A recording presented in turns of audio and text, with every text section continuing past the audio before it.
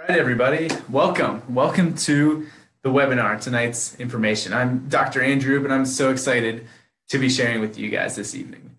The reason that I'm so excited, the reason that I'm so passionate about this is because I've seen time and time again, when we share this information with parents, the hope in the answers that we're able to provide them is so impactful that it just drives us and it motivates. At Thrive, we fully believe that kids are meant to be happy, they're meant to be healthy, and they're truly meant to thrive. When that's not happening, we know there's an issue and we know we've got to do something about it. So once again, welcome, excited that you're here. The reality is if you are joining us tonight, or maybe you're catching up on this webinar recording or whatever it may be, you're probably sick and tired of your kids being sick and tired, right? You're here because you've got a child that's suffering, that's dealing with some challenges. Maybe they've had numerous rounds of antibiotics and ear infections and they're kind of pushing towards that tubes route and that pathway, right? Maybe, hopefully, you're in the earlier stage of that. You've just had a few issues, a few rounds of that, and you're looking to prevent further developments and further struggles and further challenges. Hopefully, that's where you're at. But regardless of the situation, I know that what we're going to be sharing tonight, the information that we're going to be giving you, is going to open your eyes to understanding what's actually going on.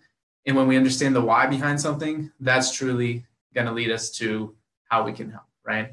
And that's one thing that you'll notice we talk about a lot is we want to understand the cause behind any sort of health challenge, whether it's this ear infections or anything else that we deal with and have patients with here in the office. Is we believe if we understand the why and the cause behind something, that's what leads to the ability to help and to make a change and to make an impact, right? So that's why we're going to start tonight, and we're going to go into, all right, what is taking place? What is actually happening? Is it really just the tubes are horizontal? Are they really just going to grow out of it? We'll have that discussion a little bit. And we're going to talk about then, once we know that, how does it lead to our solutions and how does that lead to what we can do to help? Mixed in there as well, we're going to share a little bit in our experience on, hey, these ear infections, they're not an isolated challenge, right? So frequently we see kids later on in life having the same, what we call perfect storm pathway, and the same basically tornado and whirlwind of challenges. They're all connected back to that same root cause. So we'll talk about that a little bit, give you some more information where you can learn even more about some of those issues. So what we get to do here on Zoom, a little bit of housekeeping. Maybe you're joining us here on Zoom. We're also simultaneously sharing on our Thrive Chiropractic Facebook page. So I'm going to somewhat monitor that as well, because there's some cool features here. You've got probably a Q&A button on the bottom of your screen, or maybe on your phone, it's under a tab somewhere. But what that lets you do is interact with me and let me hear some feedback from you. So whether it's something that we said that sparks a question or something specific to your kid, or you just want give some feedback like, oh my gosh, that's exactly my kid. What are you doing in my corner of my house or something? Whatever it is, feel free to use that Q&A format for that. Facebook, obviously, we're all very familiar with how comments work, and I'll try to keep tabs on any comments here. There we go, got that set up. So that's how Zoom, how this format is going to work. Feel free to give some feedback, and I'll do my best to answer that question either throughout the presentation here, or maybe we can catch up to it afterwards. The other thing that I want to make sure everyone knows is this is being recorded, and we'll have access to it and available later on. So for whatever reason, kid wakes up, you got to go deal with that, or you want to share it with a friend afterwards, you'll be able to jump in and do that. So I'm going to start here sharing my screen with you all. So hopefully you can see this PowerPoint in a second. So like I said, we're going to be talking about ear infections. And really the first important point here is to understand that there's a difference between something being common and something being normal, right? Who's heard that sort of concept before? I think we would all agree that sick kids dealing with ear infections and those sorts of challenge is unfortunately more and more common each year, right? The statistics are mind-boggling. It's over 90% of kids by the time of age 2 will have at least had one ear infection, which is nowhere near what it should be, which is what our point is here, right? Even though these are a common issue and a common challenge, that by no means is a normal one. And that's not something that your child should be struggling with so much. So to understand why that's the case and why that's not normal, we got to talk about why, right? That's what we're going to start with here. Who here has heard, I know we're like as if you were right here in front of me, but virtually raising your hand with me, has heard that kids, it's just normal. They get ear infections because their tubes are shorter, they're horizontal, unlike adults have that vertical slope. Kids are just horizontal. So there's bound to get ear infections. There's nothing we can do, right? It's extremely common, something that many, many parents have told us that they've been told. And what I'd like to share is kind of a yes and no answer to that, right? Yes, it is absolutely true that kids have more horizontal eustachian tubes, just the way they develop, the way the face grows. Instead of kind of just mocking this here, instead of that tube pointing down more as it does in adults, it's almost kind of straight across. So the thought is, all right, since gravity doesn't assist in draining that tube, they just get the fluid stuck in there and there's nothing we can do about it. And like I said, that's a component and that is certainly true, but that's really not the main cause and really the whole story here. Let's talk a little bit more about the eustachian tube, about how that is supposed to be functioning, right? This isn't a hollow metal tube or PVC pipe tube that stuff just flows down and if gravity's there, it flows. If not, it's stuck, right? This is a tube made out of tissue, right? So there's a lot of muscle, connective tissue involved. And what's more significant than just gravity flowing here is what's called peristalsis. Big word, don't get overwhelmed by it. What peristalsis means is a wave-like contraction. Just imagine you had a garden hose or a straw or something like that. You're trying to get everything out of it, or you're trying to push something out of it. You kind of grab on one end and squeeze it out, right? You'd be pushing that fluid out in a wave-like form. That's all that peristalsis means. It's actually the same way that your GI system, right? Just a big long tube. That's how your gut and your intestines move food throughout the path. There's this wave-like contraction where contraction starts on one side and squeezes towards the other way. That's how fluid is supposed to be draining in your ears. If that's taking place, if that wave-like contraction is pushing fluid, gravity doesn't really play much into it, right? You could squeeze something out of a tube. I just had this idea. You guys remember Go-Gurt? Those like yogurt, I'm sure there's something like it now, or like the kid applesauce pouches. If you start on the bottom, or a tube of toothpaste, man, all these analogies just coming in the moment. If you start at the bottom of it and squeeze it out, you can be putting it straight up in the air. It's still going to be splattering the wall and making a mess. And I'm sure you've got kids that have done that to your house, right? They grab the little pouch and just squeeze it and it splatters out everywhere. Gravity doesn't play a factor at all. And that's what I'm saying here is that tube, it should be able to pump fluid. It should be able to flow regardless of whether or not it has that vertical inclination or more horizontal as it is in kids. So if that's the case, if it's not so much gravity, if it's the function of the tube, why is it not doing what it's supposed to? And that we can trace back to what we talk about as an injury or a shift in the upper part of your spine. This top part of your neck is so important for numerous reasons, but the top part of your spine here, C1 and C2 especially, they're intimately involved with the neurology, with the muscular attachments, the connective tissue attachments, with everything that's going on from your brain and your brainstem to the neurology of this whole region. So what we find is that when this C1, this top vertebrae, which kind of looks like a ring like this, if it shifts to one side or rotates, misaligns in some sort of capacity, when that happens, that changes the tension on the eustachian tubes and changes their ability to pump and ability to function, right? And that's through, like I said, the connective tissue attachments, especially the levator and tensor veli palatini muscles. That's through the neurologic inputs and control that it has on there. And basically what that's leading to is exactly what you see on the slide here. It's just poor plumbing, right? That shift, that misalignment is causing tension on the tubes, and that tension is leading to a lack of ability for them to flow and push the fluid out as they're supposed to. Sitting fluid in your body is never a good thing. It's bound to breed infection from bacteria, from virus, and that's just the course that follows, right? That's what you're all too familiar with. Then we get red buildup, inflammation. We look in the ear and we see a red and inflamed eardrum, and lo and behold, another ear infection. The cause, though, isn't it's red or the bacteria there. The cause is the fluid was allowed to stagnate instead of be pumped and pushed out. Hopefully that's making sense, but also hopefully that's leading to another question, right? If you've been listening so far and following along, what I'm hoping you're thinking right now is, okay, that makes sense. C1 misaligned, fixates, that affects the tension in that top part of the neck since they're so close and so related there. But what I hope you're thinking is, well, what causes that to misalign? What causes that to shift? How can we stop that from happening, right? And that's what the first thing we have on the slide here is. Not every case we see, but by and large, the majority have had this problem at the root cause of some sort of injury in the birth process. Let me explain what we mean here, right?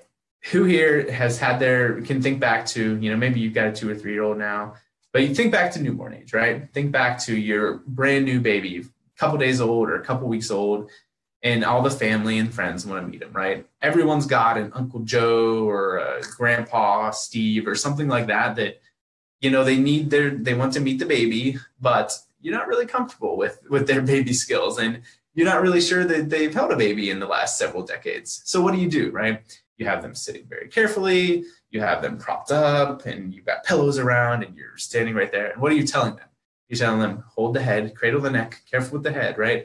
We know innately that babies have these ginormous, cute heads that are more or less a third of their body weight, and their tiny little necks don't have the structure, don't have the muscular support to be able to protect and guard them themselves yet, right? That's normal, that's totally fine.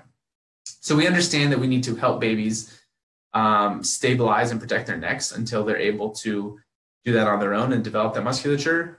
But what we're missing is that same mentality, that same concept, just a handful of days or weeks earlier during that birth process, right? Because during that birth process, we think it's totally acceptable to grab that baby by that fragile, tiny, itty bitty head and pull and twist as they're coming out of the birth canal, which, as you can imagine, causes significant damage, significant injury and strain to this upper part of the neck. Some of our other presentations, we're not going to go into some of the research tonight, but there's studies that people have evaluated newborns, and this was a study of healthy newborns, ones that didn't have any challenges, and they found evidence of this injury to the spine, especially the upper part of the neck, in 99 out of 100 newborns, right? Extremely, extremely common. And as rates of birth intervention have been climbing, the rates in the incidence of what we're seeing with these injuries have been climbing as well. So maybe it was doctor's hands pulling on baby's head. Maybe it was a vacuum extraction. Maybe it was forceps, those big salad tongs grabbing onto baby's head, C-section, whatever the case may be. Very few births these days allow baby and mom to call the shots, allow baby to come out at their own pace. There's usually some sort of intervention in pulling. The average amount of force used in that birth process per the obstetrics textbooks is 60 to 90 pounds of force. And I don't think any of us would be okay if we took a little newborn here and grabbed him by the head and neck and hung a 60-pound to 90-pound dumbbell from the waist, right? Hopefully we've got some livid parents out there, because I know I would be if I saw someone doing that to my newborn. So quick caveat here, please don't hear that we're saying, oh my gosh, the OBs and the nurses and the midwives are terrible people, because that is far from the case. They do an amazing job of their number one goal of mom, baby, make it out alive, right? Make it out healthy and healthy, happy and healthy. But there's just a disconnect between maybe not fully understanding the impact of some of what we're talking about here and the results of that damage and injury to the upper part of the neck. So just want to throw that out there. That's certainly not what we're saying and not the impression that we're trying to give. But the reality is that is taking place and it has consequences, right? So that birth injury, that pulling, twisting, turning is leading to significant shifts, misalignments, and fixations at the top part of the neck. And that's leading to what we talked about, poor plumbing. Those tubes have abnormal tension. It's not even on it anymore. And they're not able to pump fluid out as they used to be and as they were supposed to be doing. The second component here that we want to talk about is this neuroimmunology, that gas versus brake. We're going to bounce off of here because you don't need to see anything for a second. So if you've been following our practice for any length of time or seen any of our videos recently, you've heard about this concept, right? You're familiar with gas pedal versus brake pedal. But for those of you who are just tuning in for the first time, let me give a little background and explain what we're talking about there. So your body, your immune system, your nervous system especially, has really two halves. We've got on one side that gas pedal. That is our fight or flight, go, go, go stress response, right? The stereotypical textbook example for that is the caveman was at the watering hole and he saw a saber-toothed tiger. So he's got to decide, am I going to fight this tiger or am I going to run away, right? We don't have a whole lot of, at least where I'm living, not a ton of saber-toothed tigers around, but we still have stresses, right? We still have work stress, financial stress, relationship stress, things that are pushing our bodies towards that gas pedal, stressed out fight or flight mode. The other side, that's our brake pedal, right? Gas versus brake. The brake pedal, that's what focuses on rest, digestion, immune system function, healing, growth, and development, everything that we want to be spending most of our time in, right? And let alone humans in general, but especially our kids, we want them in that brake pedal mode, right? Their brains are doing more in an hour than we do in a year anymore. It's so fun to watch a little kid play because you can just see the wheels turning and see them learning and picking up new skills as they go. So we want our kids, we want everyone to be in that brake pedal, calm, relaxing, growth mode, healing mode, right? We can go into the science, the more in-depth neurology at a different point, and that's what our ADHD and sensory workshop coming up will do. But basically, what you need to understand is this shift, this misalignment we've been talking about, the top part of the neck, what that does is not only affect the plumbing, but that pushes then this little one towards that gas pedal, stressed out mode. Instead of their brain having good input, good signals coming in, it's got stress and noise. And it'll be like if we were trying to have this conversation, this webinar, and instead of just a nice quiet office, we had Metallica blaring in the background and it was just impossible to hear each other and just this noise and stress bombardment, right? Not only that, we could go into the vagus nerve and how important that is in the immune system function and digestion. Just understand that when there's a shift in a misalignment at that top part of the neck and really anywhere in the spine, it is dramatically affecting the body's gas pedal versus brake pedal balance, and it's shifting and pushing it towards that gas pedal, stressed out fight or flight mode. So now, do we not only have a kid that fluid isn't flowing as it's supposed to because of that poor plumbing, but now their immune system isn't working as it should be because they're stuck in a survival mode. If your body thinks that you're just fighting to survive, you're not so concerned with growth and development and immune system function, right? You're running from the tiger, you're not really thinking, hey, I wonder when my next bathroom break is, or I need to make sure I fight off a cold next week. You're just trying to survive. So it's kind of this double-edged sword, right? Not only is the fluid being stagnant and stuck there, but our body's ability to fight it and dampen it has been weakened. So I'm going to bounce back over to PowerPoint here. As I'm doing that, I know we've got a couple online, both with Facebook here as well as the webinar. Feel free to share. Is that, if you've got kiddos that have been struggling with this, is that your story at all? Have you had any of that? Or if you're one of the exceptions, but you're dealing with it now, but your case history and your story involve different sorts of challenges. Let us know. I'll do my best to keep tabs on some of those comments and thoughts there. But we're going to keep moving on here, right? Because we understand hopefully now, all right, what's taking place, right? The shift, this misalignment at the top part of the neck is leading to poor plumbing and it's turning off our immune system, right? Jump ahead here. The next thing we got to touch on is, okay, who cares, right? They'll grow out of it, a couple years, we'll deal with it, we'll get the tubes, and it's no big deal. The reality is, that's not so much what we're seeing, right? They're not so much growing out of these challenges, but they're more so just growing into other ones, right? And that's where this perfect storm, we threw out that term earlier, but what we mean by the perfect storm is what we're about to explain here. We could summarize it in basically a kid, an adult, or anyone whose nervous system is stuck in that gas pedal, fight or flight, stressed out mode. They're not able to grow and heal and develop as they should. And this is another area where if this sounds like stuff you've been dealing with, let me know and throw it out there in the comments or the Q&A here. But basically what we find in so many kids who maybe we're sitting down with a 12 or 13-year-old or an 8 or 9-year-old and they're dealing with sensory issues and they've been getting notes home from school with behavioral outbursts and focus challenges or whatever it may be. So many times we see the same steps leading up to that. And that's what Dr. Tony Ebel that's what developed this perfect storm work, right?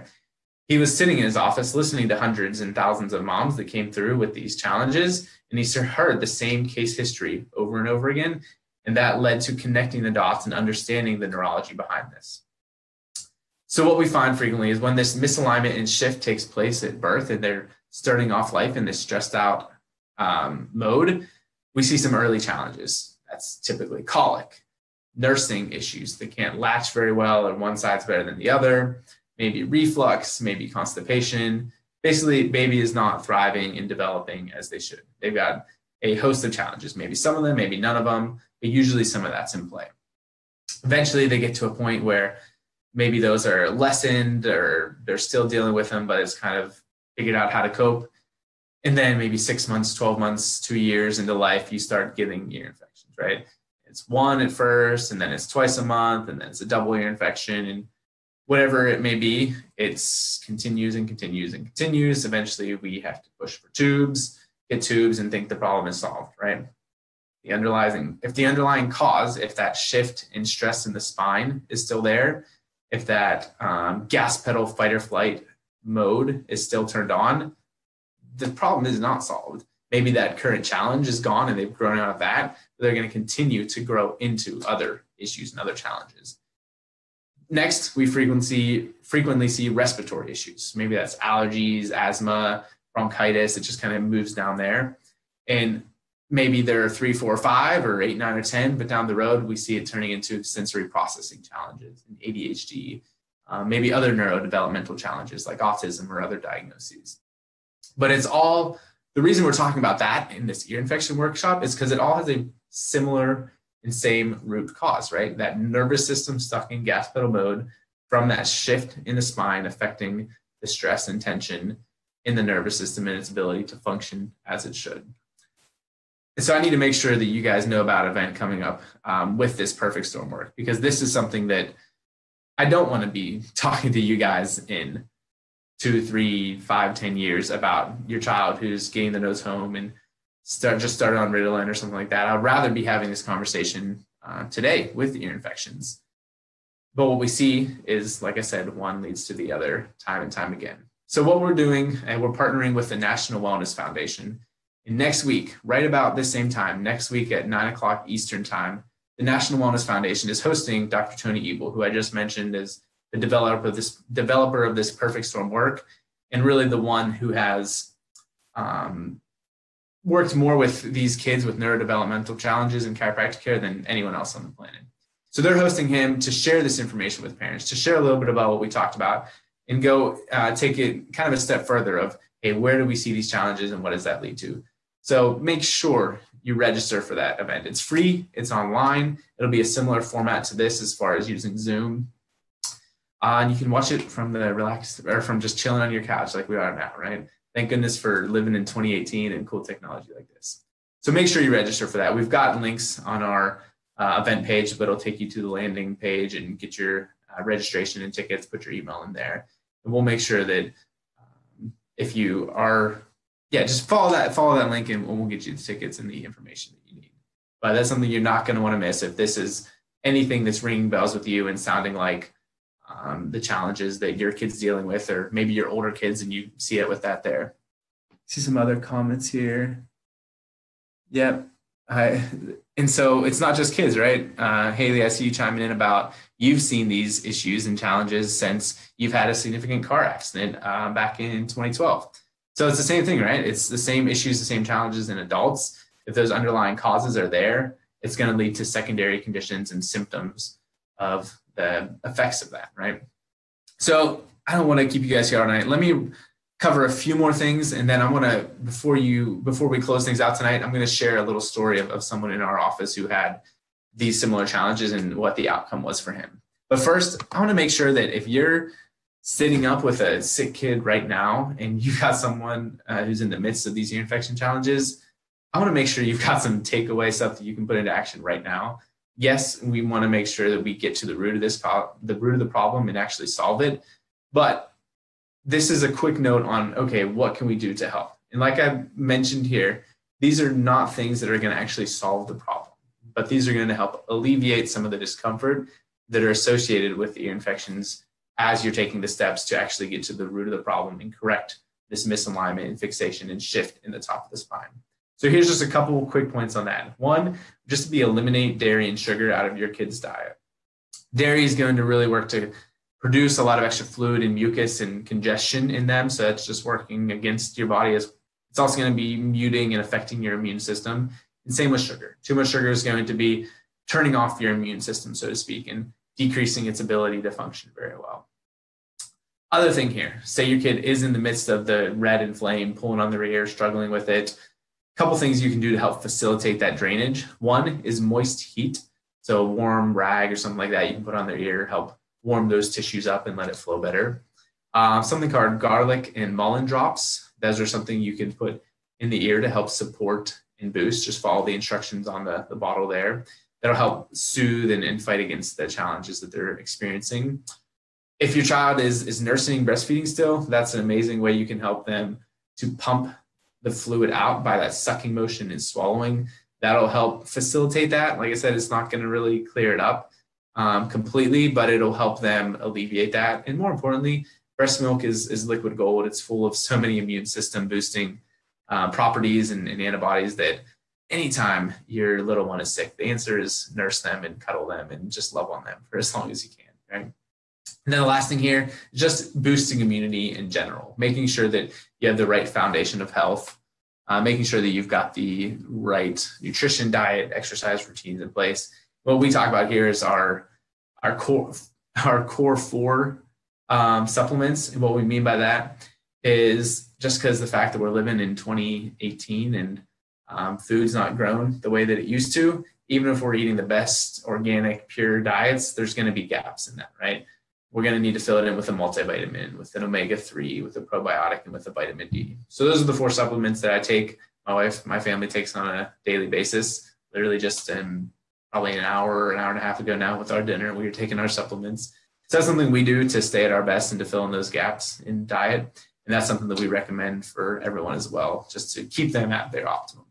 So these are things, like I said, need to hammer this point home, because I don't want you to tune out tonight and say, okay, I'm just going to do these things and that's going to cure the problem. It'll help. Maybe it'll reduce the frequency a little bit. Maybe it will help them cope a little better as they're dealing with the infections. But if that underlying misalignment and fixation is still there, if that underlying stress in the nervous system is still in that gas pedal mode, you're not going to be getting to the root of the problem, right? You're going to be dealing in that same perfect storm path. That's where we need to actually intervene and stop that from happening. So like I said, we got Eli's story here. Let me, so you're probably wondering, okay, this is awesome. Hopefully you're wondering that. You're really connecting the dots and seeing some answers that you've been looking for. But you might be wondering, why in the world is a chiropractor talking about this, right? What do they have to do with the nervous system or kids or anything like that? What we do, and what we do especially, is having this background in training and caring for kids, is we're able to identify and correct those misalignments and fixations in the spine. So if we get to the root of that problem, if we understand, okay, this shift and this tension in the spine is what's leading to this, we're able to correct that, all of the secondary effects go away as well, right? We're able to allow the ear, the eustachian tubes to drain and to function as they're supposed to. We'll allow the body to shift back in that brake pedal growth and development mode and go back to doing what it's supposed to as well. So that's why we're talking about this. That's why we care, because we're able to make such an impact through basically just creating healthier and happier kids, like we started talking about, right? So this is Eli. Let's talk a little bit about him. We first got to meet him end of May, beginning of June last year, 2017. And at that point, for the last 6 months, he'd had about an ear infection a month, and even a couple before that point. So pediatrician was telling mom, like, hey, next one, we've got to really head down that ENT route and go for the tubes.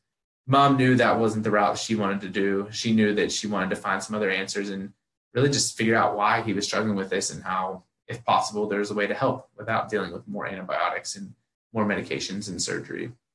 So we had this conversation. We got Eli started under care. And lo and behold, this is now February of 2018.